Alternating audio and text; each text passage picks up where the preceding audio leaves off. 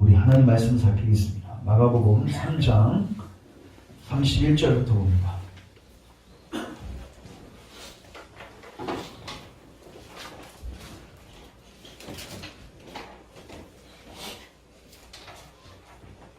마가복음 3장 31절부터 35절 말씀입니다.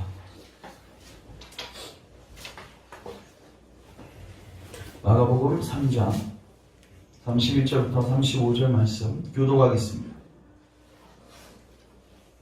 그때 예수의 어머니와 동생들이 와서 밖에 서서 사람을 보내어 예수를 부르니 예수를 불러다가 여자에게 웃어서 당신의 어머니와 동생들과 너희들이 밖에서 찾나이다. 대답하시되 누가 내 어머니이며 내 동생들이냐 하시고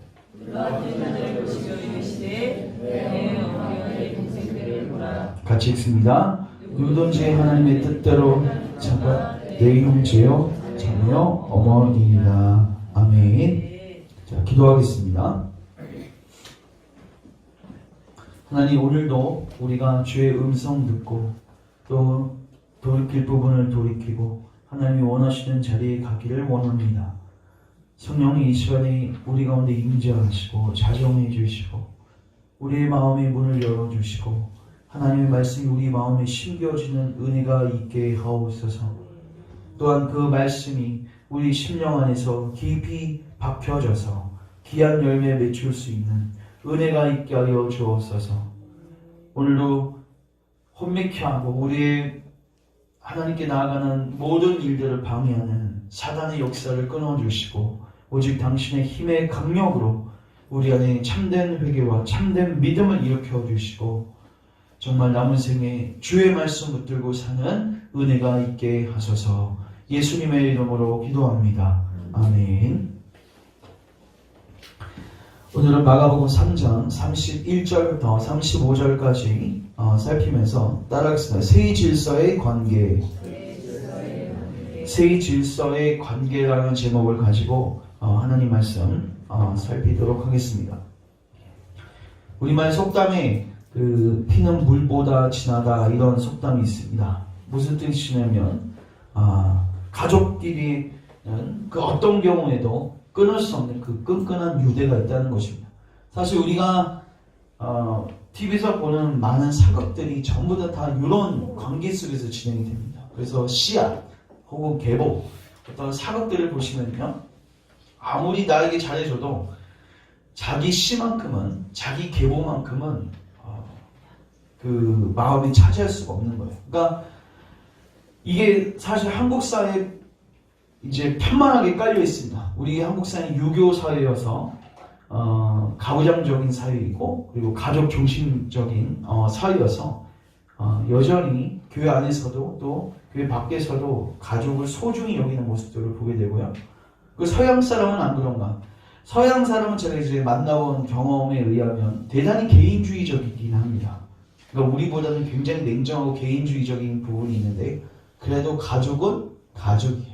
그 가족은 하나님께서 주신 제도로서 끈끈한 그 유대관계가 있습니다. 근데 이제 오늘 우리가 본문을 살피면 예수님께서 마치 가족을 버리시는 듯한 가족을 팽치는 듯한 발언을 하세요. 오늘 본문 잠깐 보시면 32절 보십시오. 31절부터 볼까요? 자, 그때는 어느 때냐면 지금 예수님이 그 놀라운 기적을 베풀고 난 다음에 바리새인들이 예수님 귀신 들려서 그렇게 한 거야. 이렇게 예수님을 적대하고 있는데, 그리고 많은 사람들이 거기에 동조하고 있는데, 그래서 많은 사람들이 예수님 귀신 들렸다, 예수님 미쳤다고 있는 그때입니다. 그때 이 소문이 누구에게 돼요?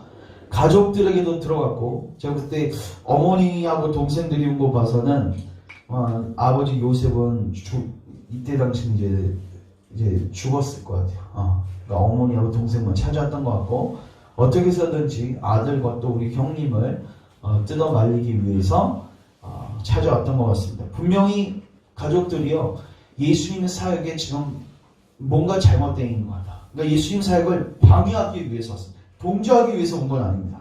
분명히 앞에 부분에 보시면요, 어디를 보시냐면 21절 보세요. 예수의 친족들이 듣고 그를 붙들러 나오니 이는 그가 미쳤답니다.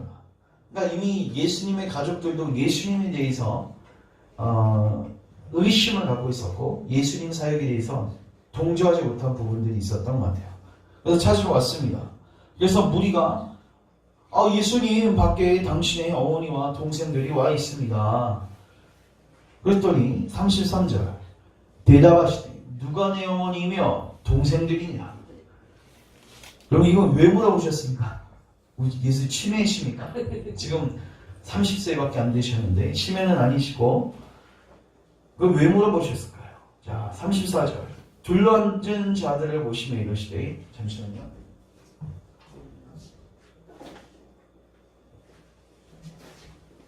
자 둘러앉은 자들을 보시며 이러시되 내 어머니와 내 동생들을 보라. 여러분들 보면서 내 어머니와 동생들을 보라 하면서 35절 같이 읽습니다. 시작. 누구든지 하나님의 뜻대로 행하는 자는 내 형제요 자매요 어머니이라. 예수님 가족을 버리신 겁니까? 여러분 예수님 부모님께 순종했을까 안 했을까요? 어떻게 할 수 있습니까? 여러분 누가복음 2장 한번 찾아보세요. 누가복음 2장. 누가복음 1, 2장에 예수님의 그 공생의 사역 말고 그 어린 시절에 대한 얘기가 잠깐 기록이 되어 있는데 예수님께서 그 예루살렘의 부모님하고 같이 그 명절 세러 가셨다가 갑자기 예수님 없어지셨어요. 봤더니 예수님 성전에서 그 많은 어른들하고 그 대화를 나누고 있었던 겁니다. 그래서 예수님 찾으러 또 부모가 다시 돌아가겠죠. 41절 보시면 그의 부모가 해마다 6월절이 되면 예루살렘으로 가더니 예수께서 12살 되었을 때 너희들 몇 살이냐? 12살이에요? 이제 꼭 들어야 된다. 12살 되었을 때 그들이 이 절기의 관례를 따라 올라갔다가 그날들을 마치고 돌아갈 때 아기 예수는 예루살렘에 머무셨더라. 그 부모는 이를 알지 못하고 동행 중에 있는 줄로 생각하고 하룻길을 간 후 친족과 아는 자 중에서 찾되 만나지 못하매 찾으면서 예루살렘에 돌아갔더니 자 사흘 후에 성전에서 만난즉 그가 선생들 중에 앉아서 그들에게 듣기도 하시고 묻기도 하시니 듣는 자가 다 그의 지혜와 대답을 놀랍게 여기더라. 그의 부모가 보고 놀라며 그의 어머니는 이르시되 아이야 어찌하여 우리에게 이렇게 하였느냐. 여러분 부모가 왜 놀랐습니까? 뭐 예수님 지혜 때문에 놀란 건 아니겠고 너가 어떻게 감히 이렇게 할 수 있어. 지금 뭐예요? 혼내시는 것 같아요. 우리에게 이렇게 하면 어찌하여 보라 내 아버지의 내가 근심하여 너를 찾아노라. 우리는 여기서 억양하고 그 행동을 볼 수 없습니다. 그러나 추론하건대 엄청 혼났을 것 같은데 근데 예수님께서 뭐라고 말씀하시냐면 예수께서 이러시되 어찌하여 나를 찾습니까? 내가 내 아버지 집에 있어야 될 줄 알지 못합니까? 여러분 이렇게 대답했다면 큰일 나죠. 오늘날 이렇게 보면 또 예수님께서 가족 윤리를 부정하시는 것 같은데 자 보십시오. 그 부모가 그가 하신 말씀을 깨닫지 못하니라. 자 51절 같이 읽습니다. 시작. 순종하여 받드시더라. 자 예수님이 내려가셔서 뭐 하셨어요? 순종하셨고 받드시더라. 그 어머니는 이 모든 말을 마음에 두니라. 여러분 예수님 부모에게 절대적으로 순종하셨습니다. 여러분 예수님께서 부모를 공경하라는 이 계명을 지키지 않을 수가 없습니다. 반드시 메시아의 자격증에 율법에 순종하셔야 되거든요. 반드시 지키셨습니다. 그리고 예수님 십자가에서 죽으셨을 때도 자기 어머니 모친을 생각하셨습니다. 그래서 그 어머니를 그 부양할 사람을 지정해 주시죠. 그래서 갑자기 뜨거우시 그 사랑하는 제자라고 돼 있어요. 제가 봤을 때 요한복음에 나와 있는데 요한이라고 생각되어집니다. 그래서 요한한테 어머니여 보소서 아들입니다. 그리고 제자한테는 보소서 네 어머니다. 뭐예요? 네가 부양을 하는 거예요. 그 다음에 이제 집에 머물게 하면서 부양하게 됩니다. 그러니까 예수님은 마지막 공생의 사회 속에서도 부모님 분명히 생각하셨고 그리고 초생애 속에서도 부모를 공경하셨습니다. 그리고 에베소서 우리가 잘 알듯이 5장 6장에 보면요. 성경에 보면요. 아내와 남편 그리고 부모와 자녀에 대한 분명한 율법의 계명들을 신약 시대에도 순종하라고 주께서 명령하셨습니다. 그러니까 여러분 가정의 제도는 우리가 부정해서는 안 되는 제도이죠.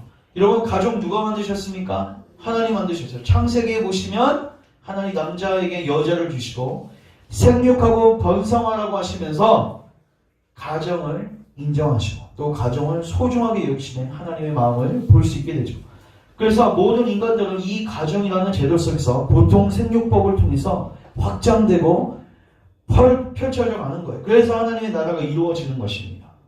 자, 근데 중요한 건 예수님께서 가정을 이렇게 소중히 여기시고 또 가정을 중시하는 계명을 주셨음에도 불구하고 기막히게 이런 행동들을 취하실 때가 있는 거예요. 그리고 또 하나 요한복음 1장 한번 가보시면 거기서는 이제 예수님께서 이걸 분명하게 드러내시는데 12절 보시죠.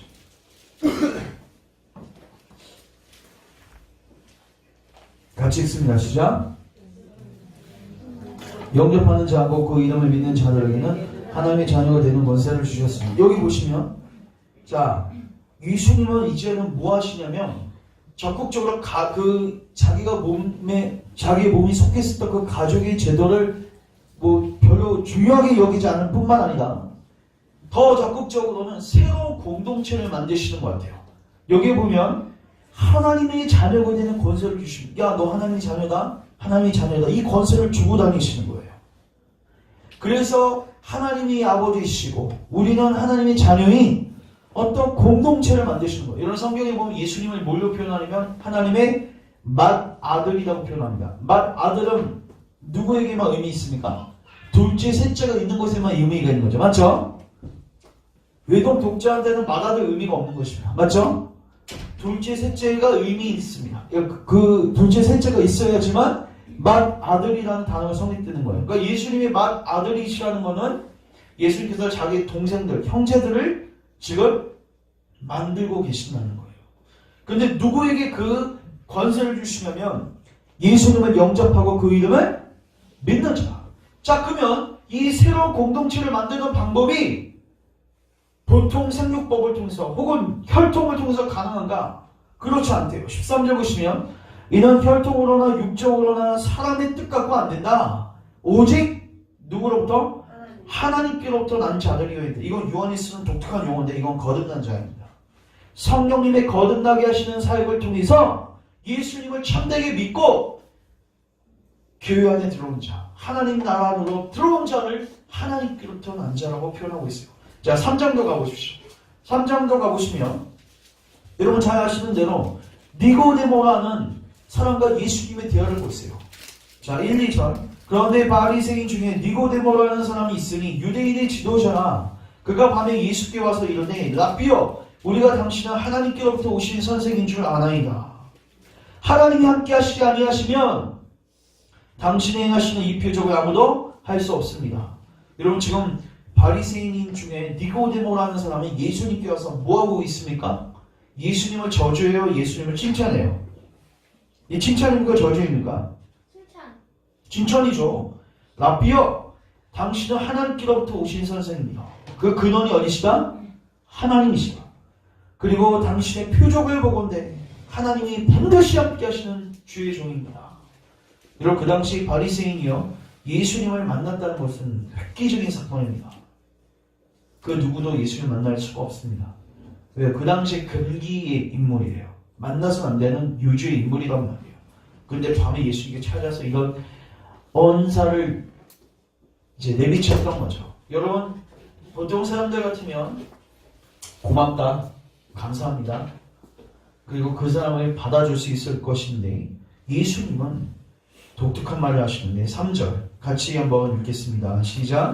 예수께서 대답하여 이르시되 진실로 진실로 내게 이르노니 사람이 거듭나지 아니하면 하나님 나라를 볼 수 없나이다. 이게 뭐예요? 다시 태어나야 된다. 자, 저를 주목하세요. 이게 뭐냐면 보통 생육법으로 태어난 너희들이요. 모든 사람들은 다 뭘로 태어나요? 보통 생육법을 통해서 태어나죠. 맞죠? 가정 안에서. 근데 그거 갖고는 안 된다는 거예요. 그거 갖고는 하나님 나라에 들어갈 수 없다는 거예요. 다시 born again. 다시 태어나야 된다. 다시 태어나니까. 다시 태어난다는 게 뭔 말입니까? 이해가 안 되니까. 엄마 모태에 다시 들어가야 됩니까? 이런 말도 안 되는 소리를 하니까 예수님께서 5절.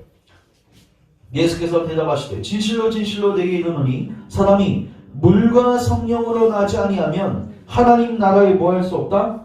들어갈 수 없다. 성령으로 거듭나야지 새로운 공동체에 들어가서 하나님의 자녀가 될 수 있다는 거예요. 자 보십시오. 그러니까 예수님은요. 자기 진짜 육적 공동체도 있었고 맞죠? 그 다음에 예수님을 따르는 영적 공동체도 있었습니다. 그런데 예수님 어디에 포커스를 항상 가졌냐면요. 후자에 가졌습니다. 예수님이 육적 공동체를 부정하신 건 아닙니다. 맞죠? 아까 분명히 말씀드렸어요. 그러나 만약에 이 육적 공동체가 이 영적 새로운 공동체를 확장시키는데 방해가 되면은 오히려 뭐 하셨어요? 꾸중하시고 책망하시고 그거를 뒷전으로 미루셨어요. 그래서 이미 예수님께서는 제자들을 마태복음 10장에 보면 전도의 사명으로 보내실 때 분명히 예언하셨어요. 내가 너희들에게 내가 너희들에게 화평을 주러 온 게 아니라 검을 주러 왔다고 하시면서 반드시 가정 안에 뭐가 있게 될 것이다? 불화가 있게 될 것이다. 그때 예수님께서 뭐라고 말씀하십니까? 부모와 자녀를 나보다 더 사랑하지 말라고 말씀하세요. 이건 육적 공동체를 부정하는 게 아니라 두 번째 있는 이 영적 공동체가 너무 소중해서 이 사역에 방해가 되면은 그거 둘째로 취급하라는 것입니다. 이게 가정을 부정하는 것 같습니까? 아닙니다. 그러니까 여러분 예수님 보십시오. 이거는 혈연 공동체뿐만 아니라 오늘날 보십시오. 지연, 학연 사람들이 다 뭘로 묶여져 있죠? 혈연으로 묶여져 있고 지연으로 묶여져 있고 학연으로 묶여져 있고 교회 안에도 그런 공동체들로 묶여져 있습니다. 그런데요 예수님은요 그런 것들로 자기에게 다가올 때 다 거부하세요. 그리고 항상 뭐에 포커스를 두세요? 이 사람이 거듭났는가? 거듭나지 않았는가? 이 사람이 지금 하나님의 새로운 공동체에 들어왔는가? 들어오지 않았는가? 여기에 뭐 하세요? 초점을 맞추신단 말이에요. 왜 여기에 초점을 맞추실까요? 이 공동체가 영원하기 때문입니다. 여러분 육적 공동체는 언젠가 헤어집니다. 맞죠?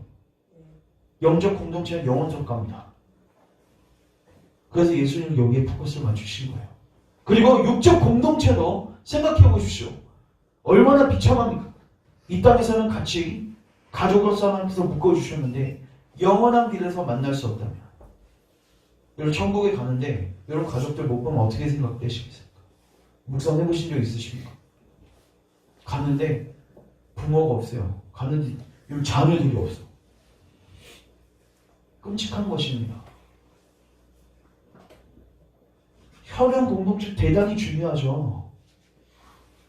그런데 중요한 건 영원한 건 무슨 공동체라고요? 이 영적 공동체, 하나님의 공동체라는 말이에요. 그래서 예수님이 왜 후자에 관심을 가지시고 왜 여기에 목매이셨는가? 니고데모하고 지금 뭐 하는 거예요? 니고데모 지금 예수님께 어떻게 보면 혈연 공동체는 아니죠. 니고데모는. 그러나 예수님과 어떤 지연과 지역연이나 어떤 그 친밀한 관계 속에서 예수님께 다가왔지만 그런 거 별로 중요하지 않아요. 네가 아무리 나를 칭찬하고 나에게 이렇게 호의적이어도 네 거듭나지 않으면 나하고 언제나 헤어져. 너 지금 중요한 건 네 거듭나야 되는 거야. 예수님 늘 포커스가 어디에 있어요? 진정한 하나님 공동체에 들어가는 거. 이걸 확인시키시는 거예요. 자, 그러면 제가 묻겠습니다. 그러면 하나님께서 가족이라는 제도를 왜 주셨습니까? 여러분, 그 마태복음 22장에 가시면요. 예수님께서 그 부활에 대한 논쟁을 펼치십니다. 근데 거기 부활의 논쟁을 펼치실 때 예수님께서 이렇게 말씀하세요. 자, 마태복음 이거 한번 찾겠습니다. 22장 한번 가보시면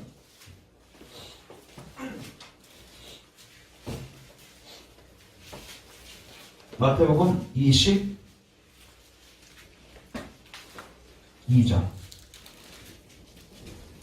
23절부터 이제 쭉 나오는데 다른 못 읽고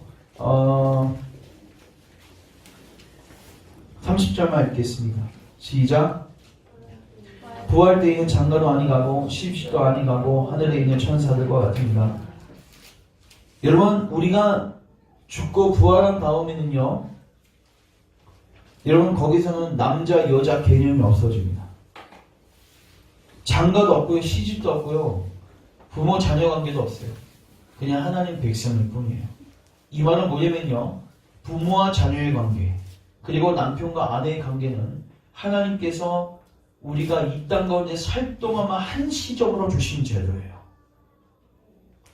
이거는 우리가 어떻게 생각할 수도 있냐면 노아 언약의 연장이라고 생각할 수도 있는데, 이건 저를 주목하십시오. 이건 제가 신학적으로 제가 풀어드립니다. 여러분, 가정제도를 누가 만드셨죠? 하나님이 만드셨죠. 근데 인간이 타락한 다음에 이 가정제도가 어떻게 되죠? 파괴됩니다. 맞죠? 가정제도가 파괴된 거 어디서 확인할 수 있냐면, 하나님께서 인간이 타락한 다음에 심판을 선고하시는데 거기서 여자는 남자를 지배하려고 하고 남자는 여자를 다스리려고 해요. 이게 뭐예요? 서로 안에 알력투쟁이 있을 거라는 거예요. 그래서 남편과 아내는 그때부터 부부싸움하기 시작합니다. 전쟁입니다. 그리고 사장에만 가더라도요, 가족 안에서 살인극이 일어납니다. 가족이 무너져요. 여러분, 그렇게 됐다면, 여러분 가정 안에서 그런 일이 일어나면 주변에서 더 큰 일들이 일어나겠죠. 그래서 창세기 6장 정도에 가면요, 아예 그냥 이민족 전체를 쓸어버려야 할 정도로 인간이 지극히 타락한 문제가 됩니다. 그래서 하나님께서 한번 쓰긴 쓰시는데 노아와 그의 가족들을 보존하십니다. 그 다음에 홍수 심판 이후에 하나님께서 노아에게 뭐라고 하시냐면, 이렇게 하다가는 인류가 남아나지 않을 것 같다. 그래서 내가 너희들을 더 이상 이렇게 홍수로서 전 인류를 멸망시키는 것은 내가 하지 않겠다. 너희들을 뭐 하겠다? 보존하겠다. 이 약속을 했어요. 근데 이 약속 속에 이제 창세기 9장을 통해서 추론할 수 있는데, 이건 한번 찾겠어요. 이것도 한번 찾으십시오. 9장 한번 가보시면,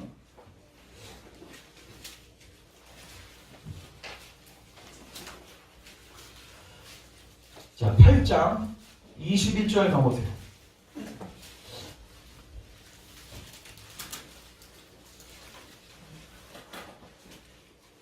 여호와께서 그 향기를 받으시고 그 중심에 이르시되, 내가 다시는 사람으로 말미암아 땅을 저주하지 아니하리니 이는 사람의 마음이 계획하는 바가 어려서부터 악함이라. 내가 전에 행한 것 같이 무슨 샘물이요? 모든 샘물. 그러니까 국지적으로는 홍수가 올 수 있습니다. 맞죠? 그러나 모든 생물을 한 번에 싹쓸이하는 그런 멸하심은 없을 거라는 거예요. 그러면서 22절 같이 읽습니다. 시작. 거름과 추위와 더위와 여름과 겨울과 낮과 밤이 쉬지 아니하니. 자, 먼저 하나님께서 뭘 보존하시겠대요? 자연을 보존하시겠대요. 사계절 주시고 먹을 거 입을 거 허락하시겠다는 거죠. 두 번째, 9장 6절 같이 읽습니다. 시작. 다른 사람의 피를 흘리면 그 사람의 피도 흘릴 것이니. 이게 뭐예요? 하나님께서 공권력을 허락하셔서 살인죄에 대해서는 사형이라는 제도를 통해서, 혹은 어떤 큰 형벌을 통해서 이 죄를 막으시겠다는 겁니다. 그러니까 여러분, 국가도 뭡니까? 노아 보존 언약 속에 포함되어 있는 하나님의 약속입니다. 그 다음에 7절 같이 읽겠습니다. 시작. 너희는 생육하고 번성하여 땅에 가득하여 그 중에 번성하라 하셨더라. 이게 뭐예요? 가족에 대한 부분을 다시 약속해 주십니다. 자, 따라서 자연, 국가, 가정, 이건 하나님께서 이 세대 속에서 우리를 보존하시기 위한 안전장치로 주신 거예요. 근데 중요한 건 영원토록 지속되지 않습니다. 22절 보면 땅이 있을 동안에만. 언제까지요? 땅이 있을 동안에만. 그 땅이 없을 때가 있습니까? 있죠. 언제? 예수님 다시 오시죠. 예수님 다시 오셔서 심판할 때는요, 이제 옛날 질서는 다 끝납니다. 우리의 가족 질서도 끝나고요, 국가도 다 해체됩니다. 이제 하나님 나라가 오기 때문에. 그러면 그때 동안에 가족이라는 이 제도는 하나님 어떤 목적으로 우리에게 허락하셨냐는 거죠. 우리는 보통 이렇게 생각합니다. 그러니까 불신자들이 사고하는 방식입니다. 가족은 우리의 행복을 위해서 존재하는 거, 맞죠? 우리 안전을 위해서 존재하는 거. 그래서 먹고 마시고 시집가고 장가들고 이 가족의 포커스를 두고 살아가요. 근데 여러분, 신자들은요, 가족 매우 중요합니다. 하나님 주신 제도 맞습니다. 그러나 가족을 만드신 의의가 있단 말이에요. 여러분, 가족을 왜 만드셨을까요? 여러분, 하나님께서 포커스가 어딘지 보십시오. 하나님 단순히 이렇게 가족 만드셔서 외식 몇 번 하고 이렇게 행복하게 살다가 이렇게 끝나는 걸 원하시겠습니까? 아닙니다. 하나님 영원한 공동체를 만들기 원하시는 거예요. 그 공동체를 만들기 위해서 자연도 보존하신 거고, 맞죠? 구속사를 이루기 위해서 시간과 공간을 확보하신 거예요. 그 일을 위해서 국가도 만드셔서, 이런 국가가 없으면 모범 천지겠죠. 그럼 복음도 믿기 전에 우리 다 모가지 비어서 죽습니다. 공권력에 의해서. 혹은 뭐 천재 그 악마 같은 사람들에 의해서. 국가를 통해서 보존하시는 거예요. 가족을 통해서는 뭐 하시는 거예요? 우리를 보호하시는 거예요. 여러분 어렸을 때 누가 돌보겠습니까? 부모가 돌보게 하시는 거예요. 그래서 복음을 들을 수 있는 나이가 되게 하시고, 그리고 복음을 듣고 반응하게 하시는 거죠. 더 적극적으로 얘기해 볼까요? 여러분 가정은요, 성경에 보면요 이렇게 성경이 표현하고 있죠. 악한 자로도 자식에게 뭐를?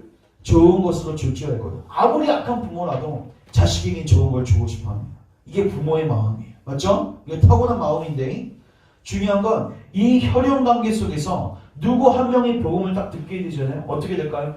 그 사람이 그 가족들의 회심을 듣고 기도할까 안 할까요? 하게 됩니다. 복음을 증거하게 됩니다. 효과적인 전도 매개체가 되는 거예요. 저희가 이번 주에 그 새벽 기도 때 고린도전서 7장을 살폈는데, 이번 주인지 저번 주인지 모르겠네요. 고린도전서 7장에 보시면요, 이거 주님께서 진짜 직접 제정하신 말씀이죠. 아내하고 남편의 관계에 대해서 주님이 말씀하십니다.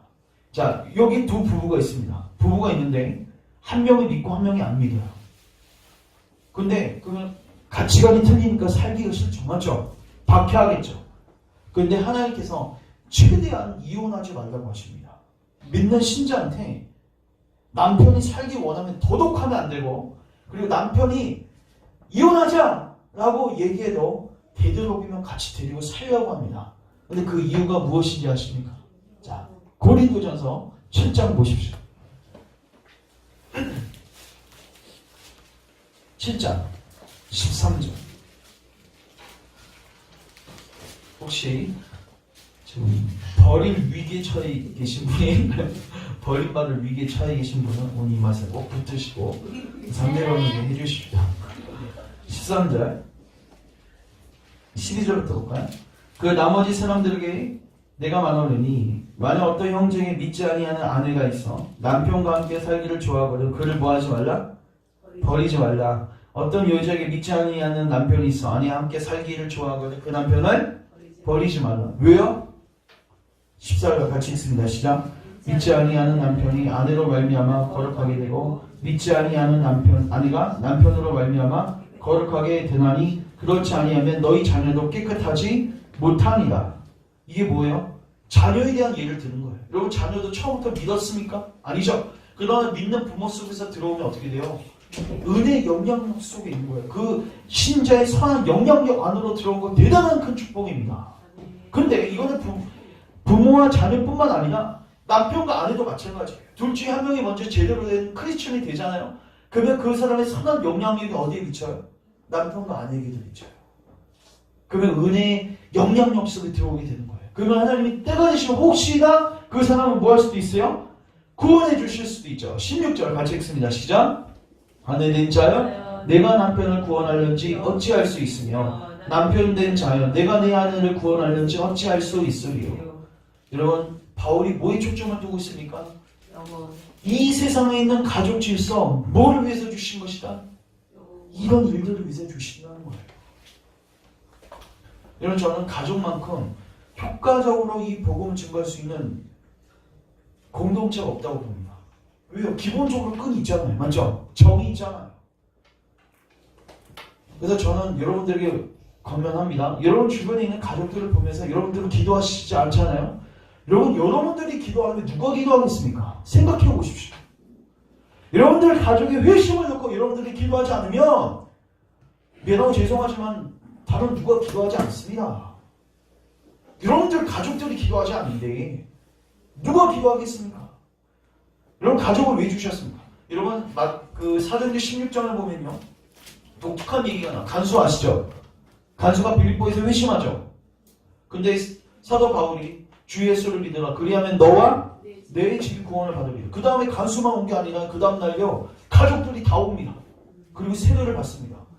이게 무슨 혈통으로 구원받는다는 뜻입니까? 간수가 믿었더니 자녀들은 아우 저 세례 안 받을래 하는데 임마 이제 세례 받아야 하고 끌고 와서 억지로 세례 받게 하는 장면이 아니란 말이에요. 거기 보시면 온 가족이 믿었다가 이렇게 돼 있어요. 이게 뭡니까? 간수의 선한 영향력이 자녀들에게, 아내에게 미쳤던 거죠. 여러분, 가족의 존재 의의가 무엇입니까? 1차적으로는 하나님께서 구속사를 이루시기 위한 보호의 방편이죠. 그러나 좀 더 전투적이고 적극적으로 나갈 필요가 있어요. 가족은 복음이 확장될 수 있는 굉장히 좋은 매개체입니다. 그래서 성경을 보시면요, 그 사도행전을 보시면요, 회심을 하면 꼭 가족들이 다 들어와요. 거의 다. 여러분, 진정한 회심자들은 가족들 가만히 두지 못합니다. 나는 예수님을 믿었는데 가족들은 패기치는 사람들이 있습니다. 그들은 영혼에 대해서 관심이 없는 사람들이 있습니다. 저는 거짓말이라고 봅니다.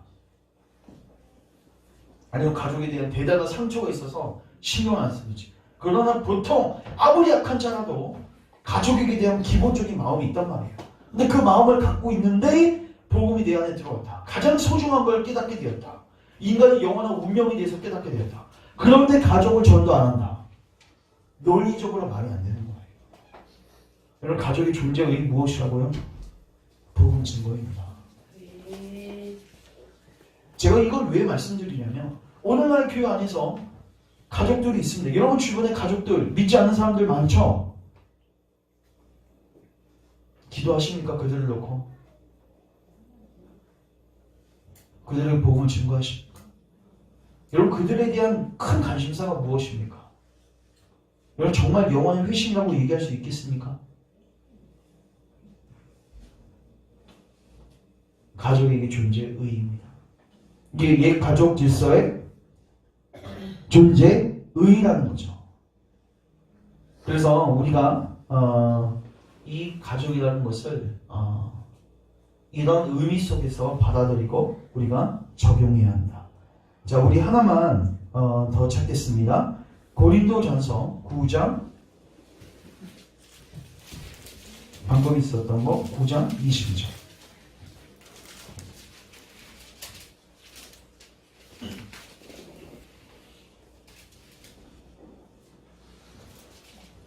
이것과 관련해서 하나만 더 나눕니다. 22절 같이 읽습니다. 시작. 약한 자들에게 내가 약한 자가 된 것은 약한 자들을 얻고자 하며 내가 여러 사람에게 여러 모습이 된 것은 아무쪼록 몇 사람이라도 구원하고자 하며. 여러분, 고린도 전서를 제가 묵상하면서 느낀 거는, 야, 바울의 포커스는 진짜 하나님의 영광입니다. 바울은 뭘 하든지 다 하나님의 영광을 위해서 다 생각해요. 내가 결혼을 안 한 것도 하나님의 영광, 저 사람이 결혼한 것도 하나님의 영광, 뭘 하든지 하나님의 영광이에요. 근데 하나님의 영광의 포커스가 뭔지 아십니까? 영혼 구원이에요. 여기서 보면 바울이 유대인한테는 유대인처럼 들어가고 이방인한테는 이방인처럼 들어갑니다. 그리고 이 부분에 있어서 또 가족도 적용할 수 있는 거예요. 여러분, 가족이 어떤 공동체입니까? 맞춰줄 수 있는 공동체예요. 맞죠? 약한 자에게 약한 자처럼 되는 거, 이건 가족뿐만 아니라 우리가 모든 사람에게 적용되는 규정이지만, 그러나 특별히 이거를 가장 잘 실천할 수 있는 곳이 어디입니까? 가정입니다. 여러분, 가정은 우리가 눈높이를 맞춰줄 수 있는 기본적인 하나님이 마음을 주셨단 말이에요. 그런데 왜 주셨을까요? 왜 주셨습니까? 아무쪼록 몇 사람이라도 구원받게 하기 위해서. 바울은 이 목적을 위해서 수많은 사람들에게 들어갔습니다. 그리고 가족들에게도 건면합니다. 그 사람에게 맞춰야 돼요. 화평을 이루라. 그리고 그 사람을 하나님 밑에 구원하게 하라. 구원받게 하라.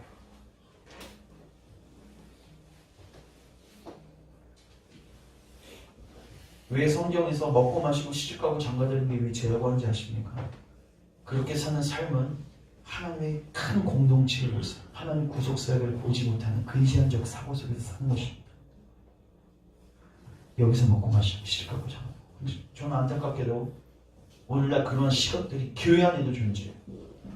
그래서 가족들끼리 뭐 잘 챙겨주는 것 같고 정은 있는데 그 영혼의 회심과 그 영혼의 진정한 변화를 위해서는 별 관심이 없어요. 근데 솔직히 말해서 저는 그 경우는 그 사람 지금 변화되지 않았다고 봅니다. 본인이 변화되면 반드시 이 변화를 위해서 기도하고 노력할 수밖에 없게 되어 있습니다. 우리 이제 마지막으로 이제 다시 본문 돌아오셔서, 그러면 이 하나님의 새로운 공동체에 들어갈 수 있는 방법이 무엇인가? 이 부분만 이제 살피고 말씀을 정리합니다. 3장 35절 같이 한번 읽겠습니다. 시작. 하나님의 뜻대로 행하는 자가 내 형제요 자매요 어머니이다. 자, 따라서 하나님의 뜻대로 하나님의 뜻대로 행하는 자. 예수님께서 마태복음 7장에서도 나더러 주여 주여 하는 자가 천국에 들어갈 것이 아니요 나의 뜻대로 뭐하는 자? 행하는 자가 천국에 들어간다고 말씀하셨어요. 그러니까 주님께서 강조하신 게 뭡니까? 나의 뜻대로 행해야 된다. 그래야지 뭐가 될 수 있다? 하나님의 자녀가 될 수 있고 이 새로운 공동체에 들어올 수 있다는 거예요. 마태복음 7장의 근거는 천국에 그래야지 들어갈 수 있다는 거예요. 그럼 제가 질문합니다. 나의 뜻대로 행하는 게 뭡니까? 여기서 하나님의 뜻은 무엇입니까? 하나님의 뜻은 무엇입니까? 자, 여러 구절들을 살필 수 있지만 제가 요 한 구절로 정리하여 보자. 자, 요한복음 6장 넘으세요. 요 말씀 여러분 마음에 새기십시오.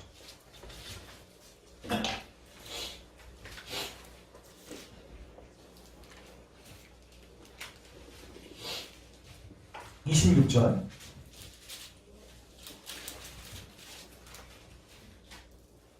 예수께서 대답하여 이르시되 내가 진실로 진실로 너희에게 이르노니 너희가 나를 찾는 것은 표적을 본 까닭이 아니요 떡을 먹고 배부름 까닭이로다. 썩을 양식을 위하여 일하지 마. 따서 썩을 양식을 위하여 일하지 말고 영생하도록 있는 양식을 위하여 하라. 자, 따서 하라. 근데 뭐를 위해서?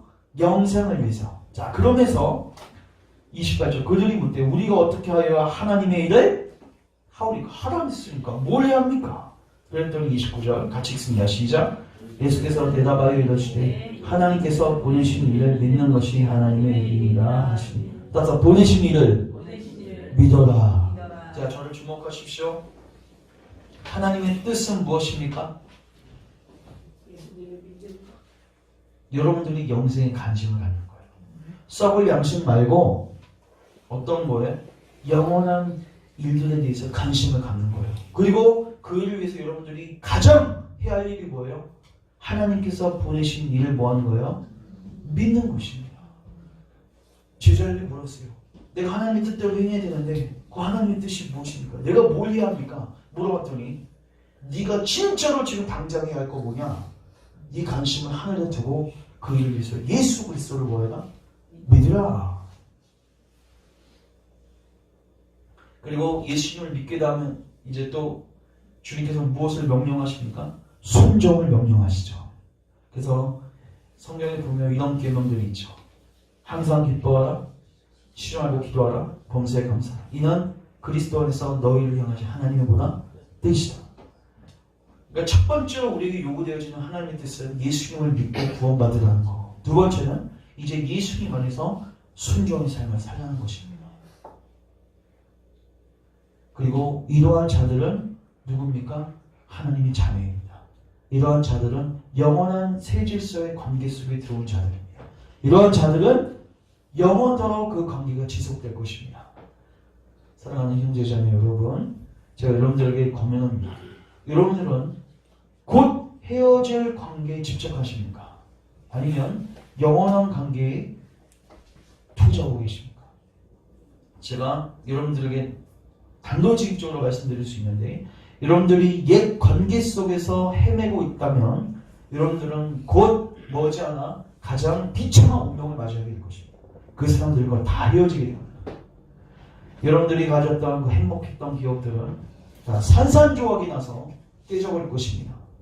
그러나 여러분들의 그 관계를 영원한 관계에 초점을 맞추고 살아간다면 그리고 여러분들에게 주신 그 옛 관계 속에서도 하나님의 새 관계가 들어올 수 있도록 그 영혼들을 회심을 넣고 기도하고 노력하실 때 여러분들은 마지막 순간에 장례식장에서 혹은 임종 순간에 이런 찬양이 있죠. 천국에서 다시 만나보자. 소망으로서 그 사람을 보낼 수 있는 거예요. 왜 천국에서 다시 만나보자고 찬양도 하고 있는데 간도 없어요. 정말 끔찍한 겁니다. 내가 못 들어간 것도 끔찍하지만 내 사랑하는 가족과 내 누군가가 들어가지 못하는 거 정말 끔찍한 겁니다. 그래서 기억하십시오. 여러분의 부르심은 무엇입니까? 여러분을 하나님께서 왜 그 자리에 두셨습니까? 왜 그 남편, 그 자녀를 여러분들에게 허락하셨습니까? 여러분들이 사명이 있는 것입니다. 가정 안에서 그 사명을 이루십시오. 남편과 아내와 자녀들을 위해서, 또 주변에 때를 얻든지 못 얻든지 주의 도를 증거하십시오. 그리고 여러분들의 관심을 이 하나님 나라 공동체에 세우는 것에 관심을 가지십시오. 예수님께서 니고데모 만나셨을 때 그냥 뭐 칭찬해도 그냥 대화를 쫙 끊어버리고 거듭남에 대한 주제로 들어갔던 거죠. 예수님 관심이 거기 있었던 거예요. 우리도 정말 이 영원한 하나님의 나라에 대한 관심을 가지시고 영생에 대한 관심을 가지시고 먼저 예수님을 여러분들이 믿고 그 안에 들어가시고 그 다음에는 여러분 주변에 있는 지체들도 그 안에 들어올 수 있도록 기도하시고 힘써서 여러분 주변에 있는 가족들과 또 우리 많은 지체들이 다 천국에서 만날 수 있기를 주님의 이름으로 축원합니다. 기도하겠습니다. 하나님 감사합니다. 우리에게 사랑하는 가족 공동체를 허락해 주셔서 감사합니다. 그러나 주님, 우리가 예수님을 믿지 않을 때, 또 거듭나지 않을 때 이 관계는 언젠가는 끊어지고 영원하지 않는다는 사실을 우리가 성경을 통해서 또 우리의 주변의 경험을 통해서 우리가 늘 확인하고 있습니다. 주님, 미래를 대비하게 하십시오. 영혼을 대비하게 하십시오. 가족들의 회심을 위하여 기도하게 하시고 이를 위하여 힘쓰고 노력하는 우리 지체를 내게 도와주시옵소서. 우리가 마지막 날에 다 천국에서 만나볼 수 있도록 주님 우리에게 은총을 베풀어 주시옵소서. 예수님의 이름으로 기도합니다. 아멘.